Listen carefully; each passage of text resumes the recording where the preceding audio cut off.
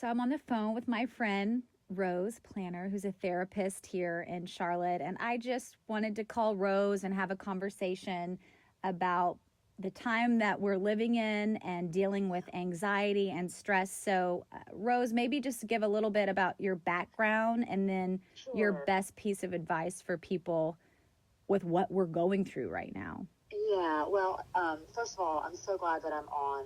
It's so nice to hear your voice, Sarah. And I am a therapist. I help people cope with post-traumatic stress disorder, anxiety, depression related to a trauma that they've experienced. Right now, I just want to tell people and normalize that I mean, we're all in this together. I mean, yes, anxiety is high right now for all of us. We do not know day to day, what is happening, and we catastrophize and we think the worst. So I understand, and I can empathize with what everybody is going through. We have to focus on what we have control over in our own personal, in our own personal life. I don't know when this virus is going to end. I don't think any of us do. But what I can focus on and how I can flatten the curve in my life is, maintaining good hygiene, washing my hands for 20 seconds, adhering to the social distancing precautions. So I think we have to focus on what we can control in our own personal spaces and not focus on when is this going to end, and really kind of kick that anxiety into overdrive. I've dealt with anxiety in the past. I think mine really started after I covered the Boston Marathon bombing, Yeah, and sure. and so I've had to learn ways to cope and deal with stress and anxiety and fear. But for some people, this is Yeah, totally it's new new. for them. Sure. So, what are some things that they can do to help when you're just overcome with fear?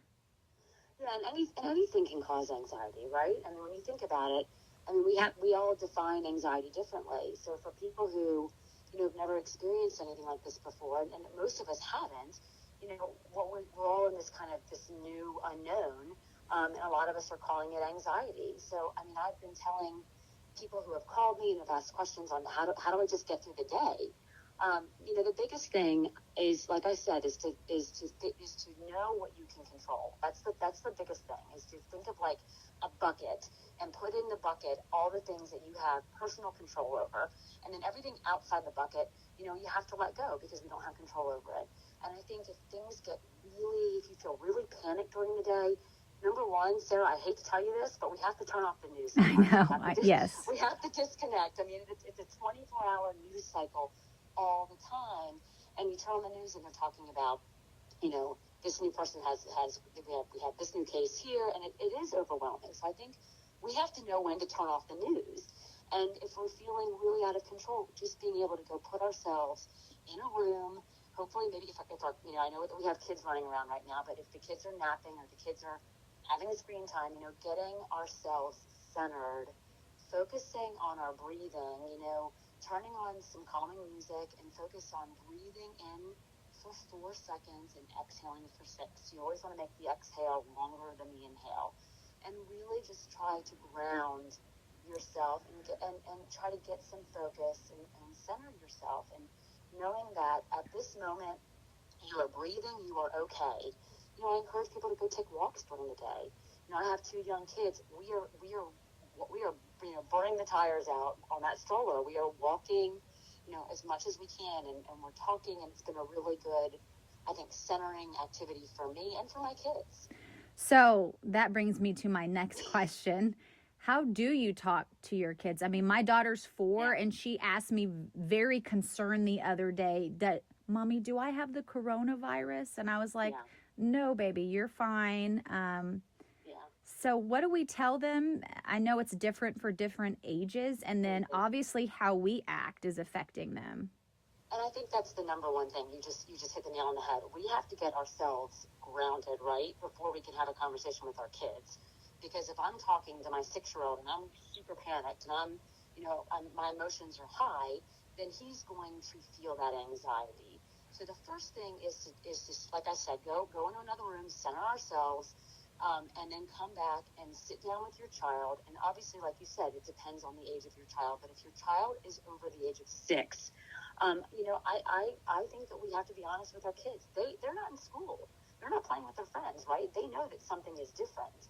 And we also have to explain to them, you are the reason why you're at home, the reason why you're not playing with your friends is because there's a virus going on, and explain what a virus is. Look it up, Google what it is, and tell them that there are some really smart scientists who are trying to figure out how to stop this virus.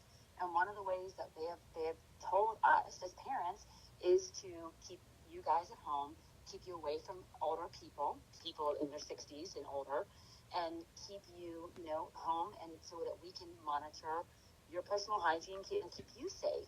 So I think that we have to be honest with our kids and tell them exactly what is going on, and using age-appropriate language. Let's be honest. We don't have to tell them what a ventilator is, right? Right. And if they ask, because of course my son would ask what a ventilator is, and I just told him, it's a breathing machine that we obviously are not using at this moment, and hopefully we will never use.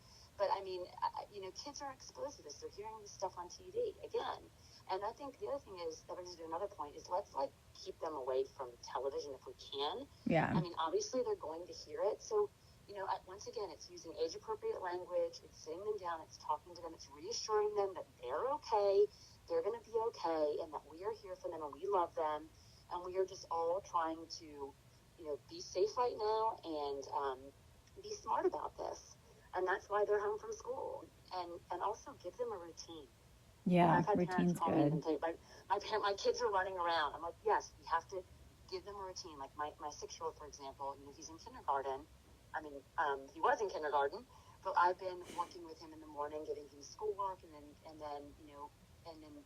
letting him go outside and play in the afternoon, and really utilizing that outside time, and just keeping him active. And that it's hard. It is hard. I feel all you. I feel all the parents out there. I'm in the same place. Yeah, I try to do like a little chart with, it's not completely regimented, but it's like play outside for an hour, Exactly. do That's a really reading or artwork, and then she can put a little sticker next to it as she's perfect. Achieved it, so it gives her some, Good behavioral modification. Yes. Yeah.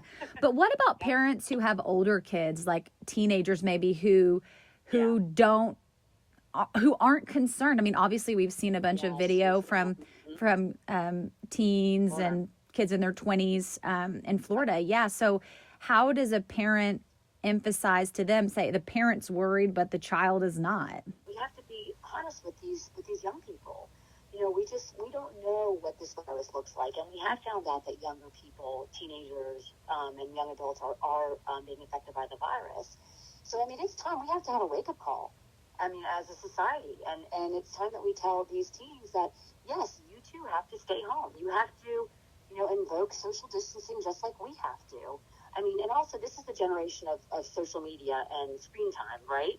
And normally I would want to limit that as well, but and I think we still should. But they have the tools right now to still interact with their friends. But I do think that they need to adhere, just as we are, to the warnings from the CDC. It's equally as important.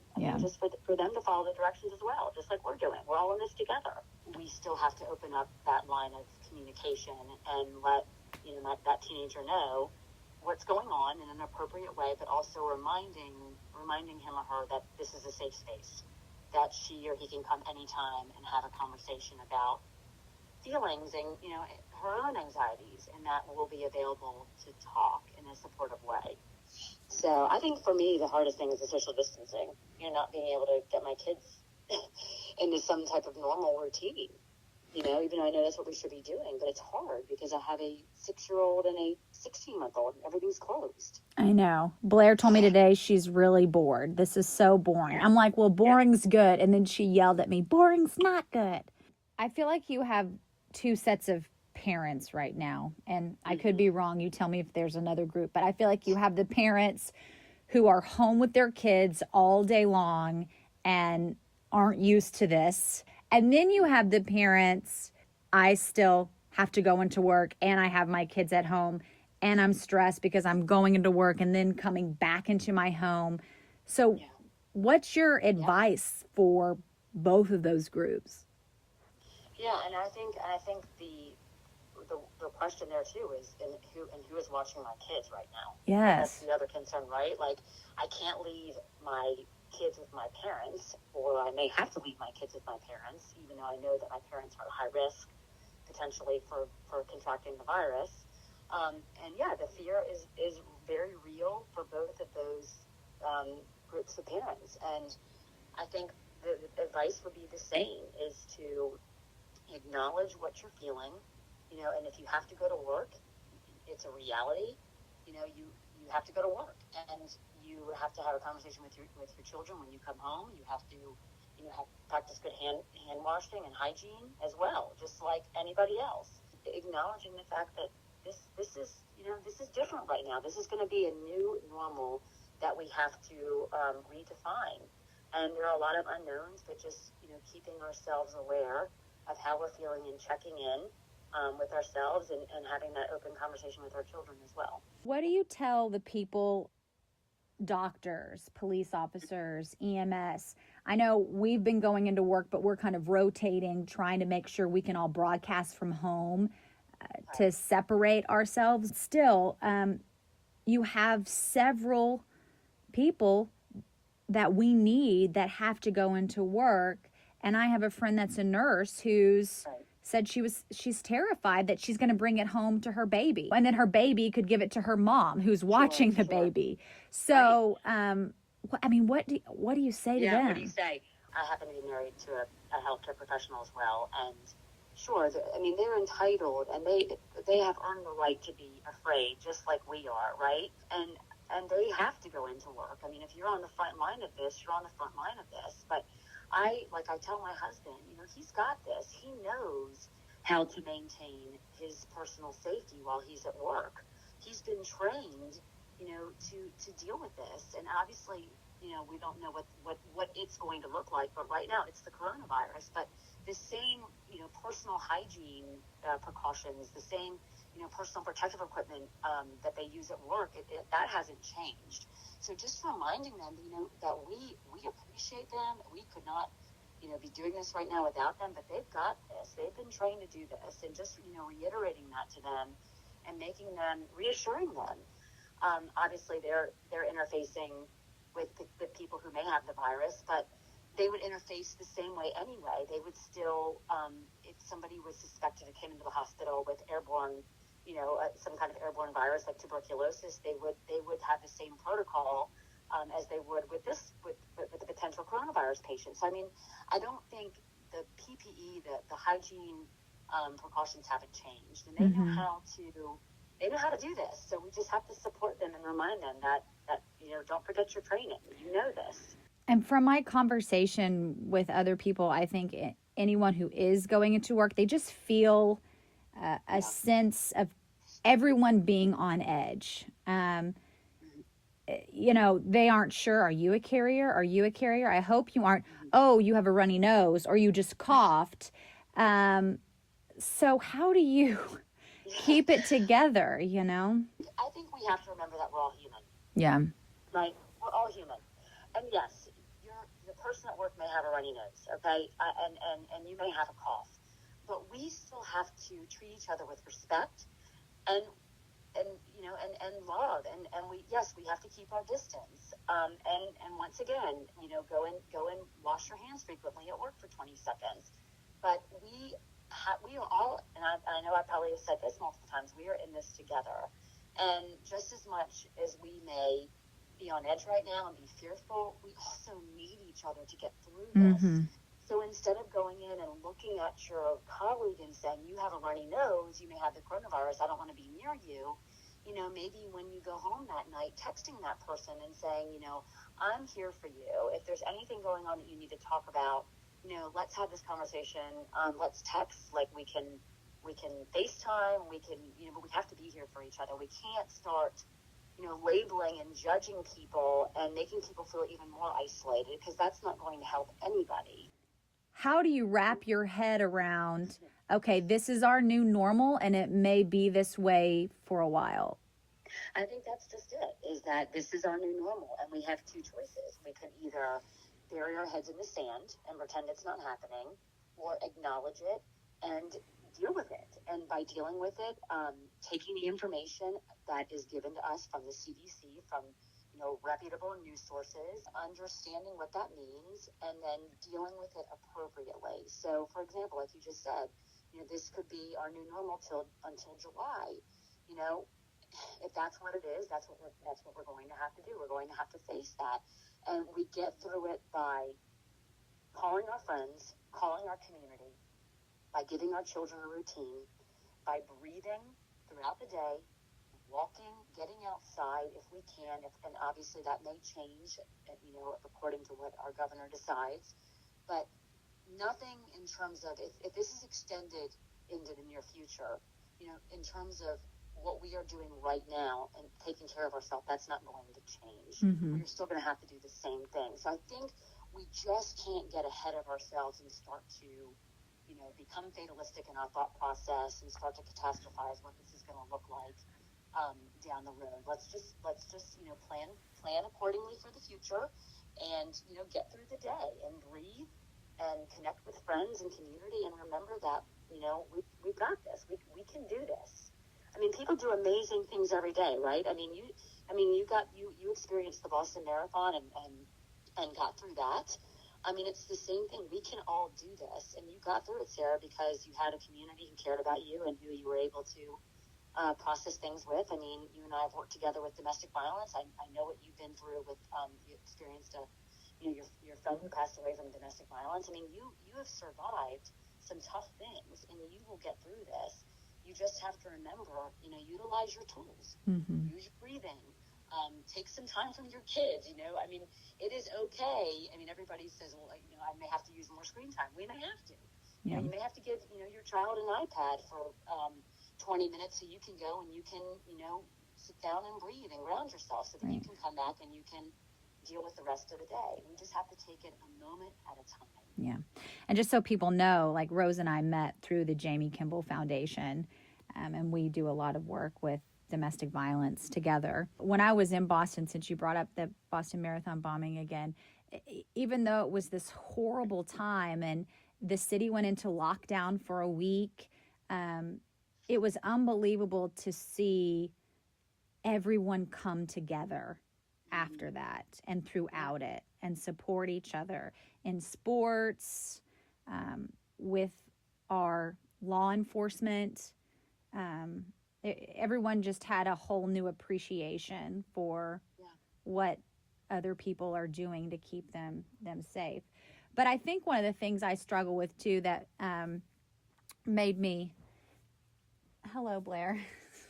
See, I was like, that was so good too. I loved where you were going with that. I loved it. I heard what coming before, by the way.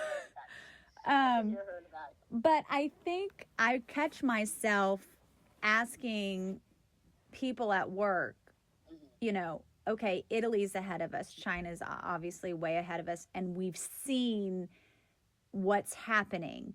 So then so many people question, including myself, okay, when is the worst of it going to be here? Is it going to be next week? Is it going to be in a couple weeks? Is it going to be 4 weeks? I mean, obviously some areas in the U.S. are right now hot spots and getting it worse than others.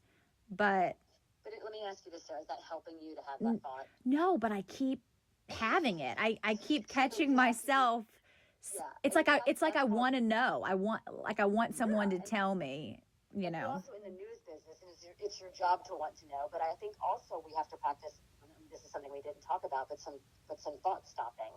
Some good old cognitive practices, which is if you find yourself in that relentless pattern of worry, you have to recognize that, okay, here I go again, worrying about what it's going to look like. And instead of worrying, let's just do something. Can you hear her asking to watch her iPad? It's like, I thought I closed the door. And this is what I'm so nervous about when we broadcast from home, that this is going to happen on TV. And that's why last night I was like, hey, Blair, there's like no way. I was like, no way I can have this conversation. And Max has peeked his head in 5 times too. I've been having this conversation with you. We let her look at the iPad the other day, and I said, when your brother wakes up from a nap, like, you have to put it away because then they end up fighting over it. And I guess we didn't hide it well enough or put it away after that. And so the next morning, Chris got up and Blair was not up yet, and she's always the first one up. He went in her room. She's asleep with the iPad on her face, just on her face. Like she must have gotten up and found it and started watching it in her room.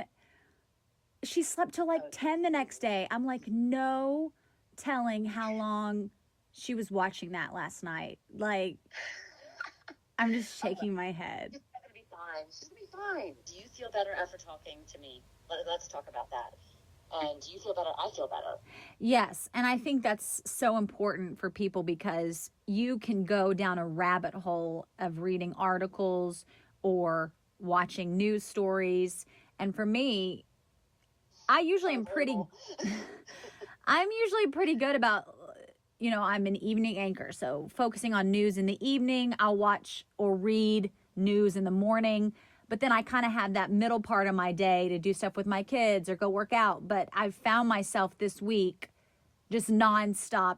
The second I wake up, I'm like, what's the latest development? Oh, California's in lockdown. Oh, there's this many new cases. And then all of a sudden the president's doing a press conference and then our governor's doing a press conference. And then, oh, it's time for me to go to work.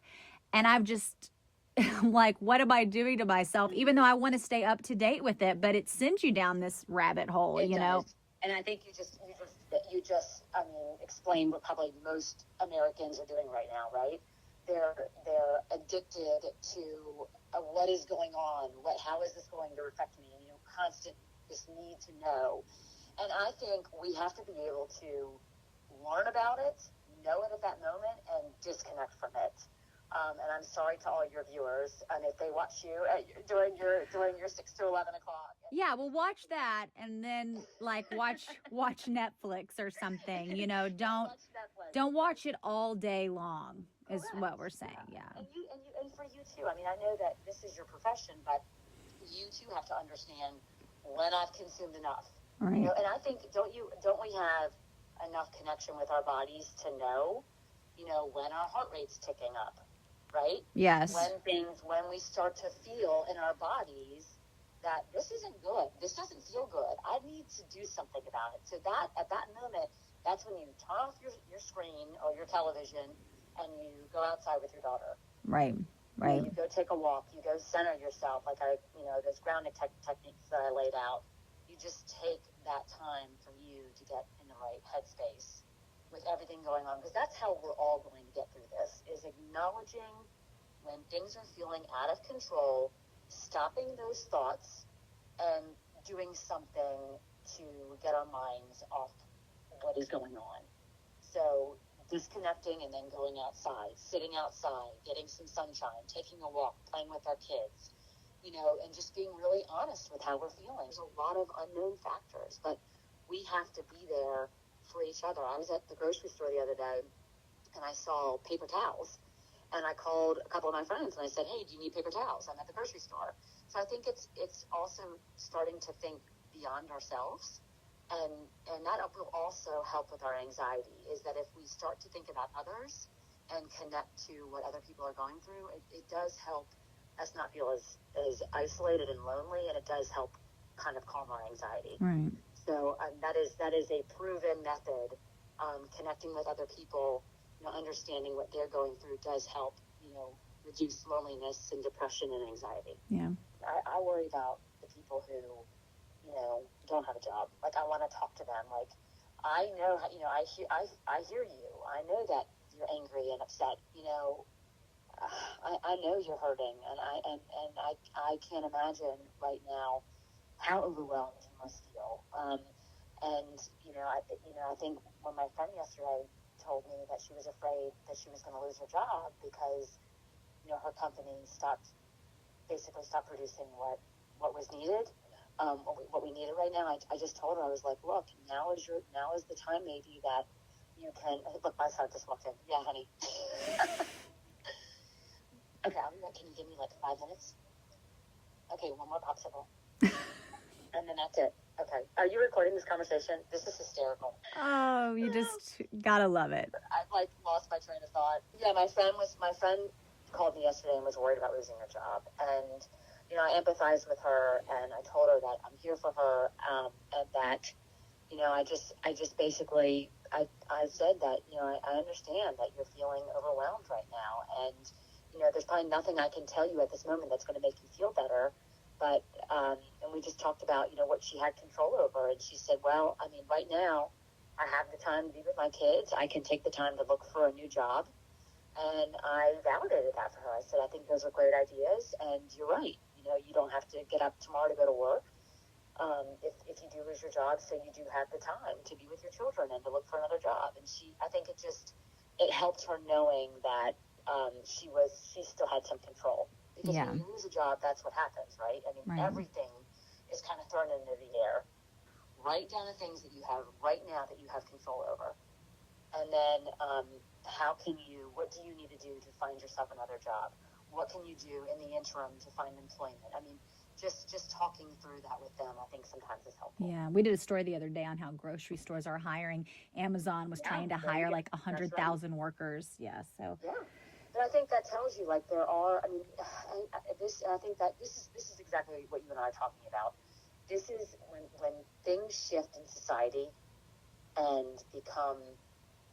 They feel different. I mean, we all feel different, right? I mean, we know that this is changing our way of life. This virus is changing our way of life, and we all want to hang on to our old way of life, to what was normal for us. And I think when that happens, the anxiety, the societal anxiety skyrockets. So we have to figure out a way to regain control over what we know we have control over. Yeah. And that's really what it is. I mean, that's really what anxiety is just letting your body take over, right? Yeah. Letting your body take over what your mind is. Your mind has a thought, and then your body reacts. So it's like you have this thought, and then your heart starts to race, and you start to sweat, you start to have palpitations. I mean, that's exactly what activates your body responds to a thought.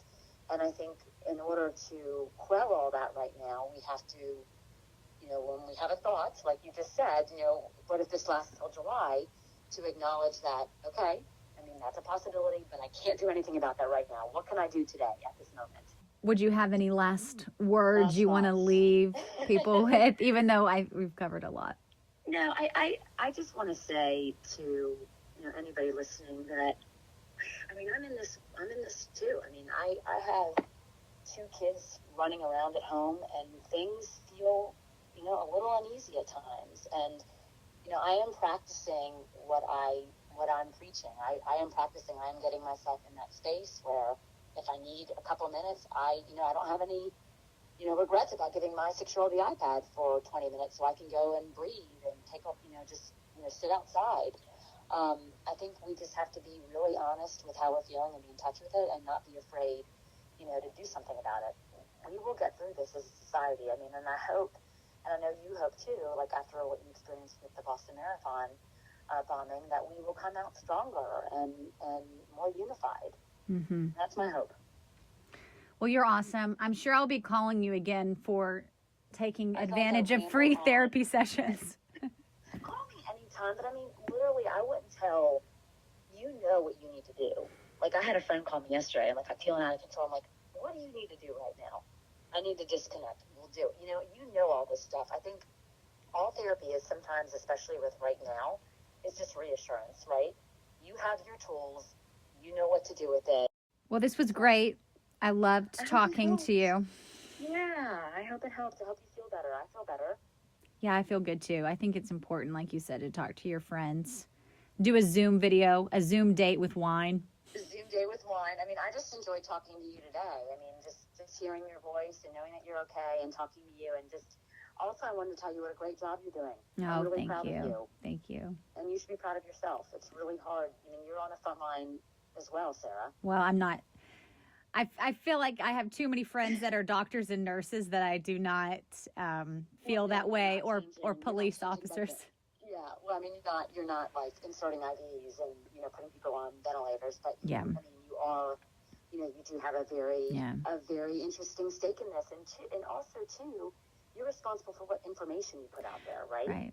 I think you're responsible for misinformation. I mean, you're really good at like discerning this is misinformation. We're not going to put that out there. Right. And I think it's hard too with people that I work with, because people group the media in just one category, and I feel it's times like this that your local news is so important, because people want to know what's happening not only around the world or the United States, but they want to know what's happening in the Carolinas or in Mecklenburg County.